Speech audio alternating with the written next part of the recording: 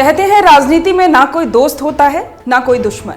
ऐसे बहुत से किस्से हैं जिनसे पता चलता है कि एक समय पर जो दोस्त कहलाते हैं वही एक समय पर सबसे बड़े दुश्मन। राजस्थान की राजनीति के भी ऐसे कई किस्से हैं जहां सियासत में दोस्ती और दुश्मनी के कई दिलचस्प किस्से हैं। नमस्कार, आपके साथ मैं हूं पूजा परमार। आप देख रहे हैं द फैक्ट इंडिया। राजस्थान की राजनीति में बड़े लंबे समय से दो चर्चित चेहरे वसुंधरा राजे और अशोक गहलोत। इन दोनों के लिए कहा जाता है कि पार्टी अलग है लेकिन विचार एक। दोनों की मिली भगत की भी खूब चर्चाएं होती रहती हैं। इन दोनों के लिए कहा जाता है कि ये अपने आगे किसी और को नहीं आने देते। ये सांप भी मर जाए और लाठी भी ना टूटे, ये वाला गेम खेलते हैं। आज हम आपको कुछ ऐसे ही किस्से बताते हैं। सबसे पहले बात पूर्व मुख्यमंत्री वसुंधरा राजे की दोस्ती और दुश्मनी के किस्से आपको बताते हैं। बात देवी सिंह भाटी की कर लेते हैं। कहा जाता है कि वसुंधरा राजे के रिश्ते देवी सिंह भाटी से अच्छे नहीं रहे और इसी तरह भाजपा के दिग्गज नेता रहे जसवंत सिंह को भी पार्टी ने वसुंधरा राजे की जिद की वजह से लोकसभा का टिकट नहीं दिया था। इसके बाद उन्होंने पार्टी छोड़ दी थी।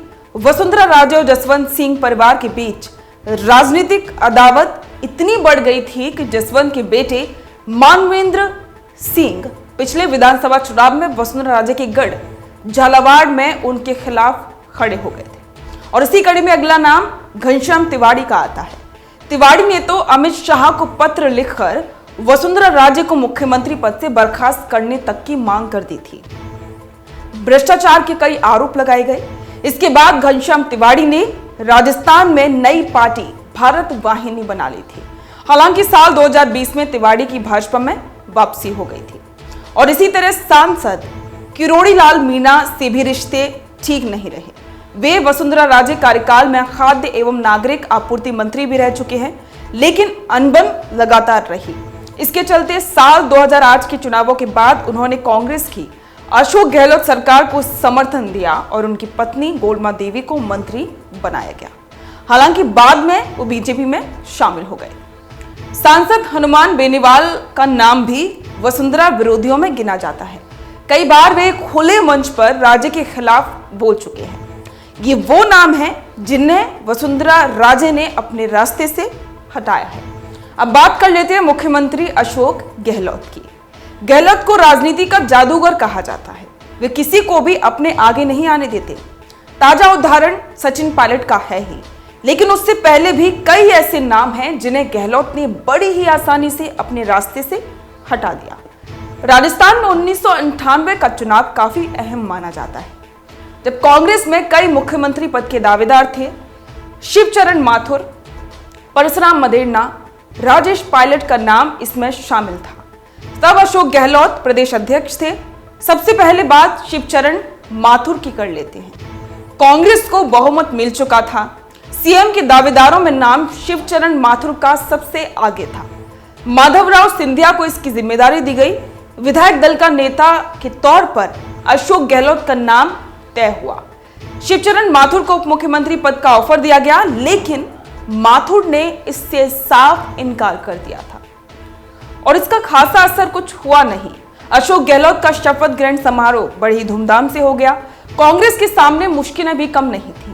गहलोत को पहली बार सीएम बनाने वाली पार्टी में असंतुलन भी बिगड़ने की आशंका ज्यादा थी, क्योंकि बहुत से दावेदार थे।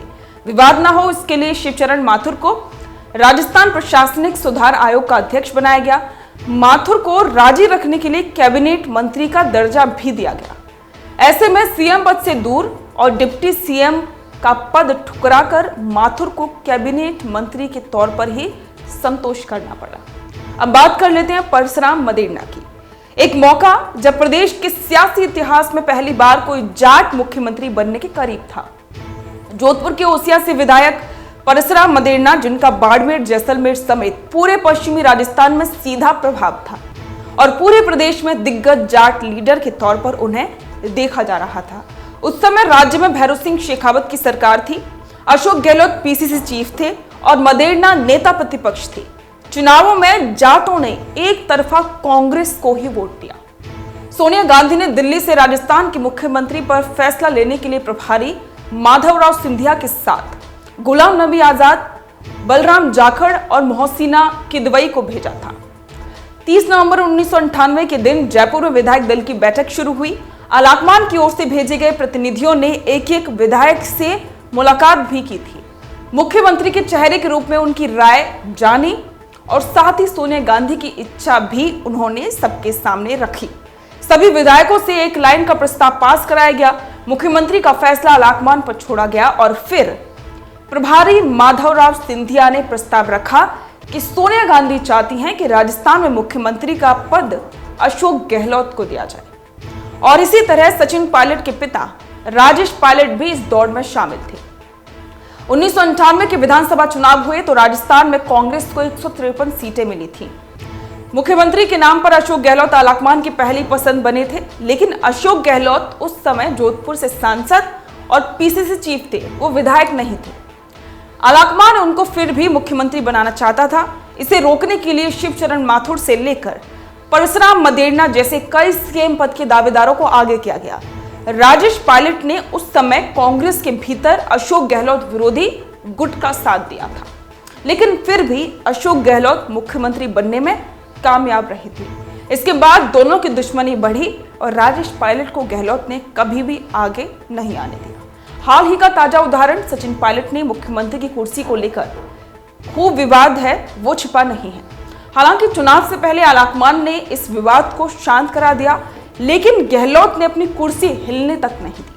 अब तो आप समझ ही गए होंगे कि राजनीति के दो धुरंधरों ने अपने जगह किसी को नहीं लेने दी। कैसी लगी आपको ये स्टोरी? कमेंट करके जरूर बताएं। बने रहें द फैक्ट इंडिया के साथ।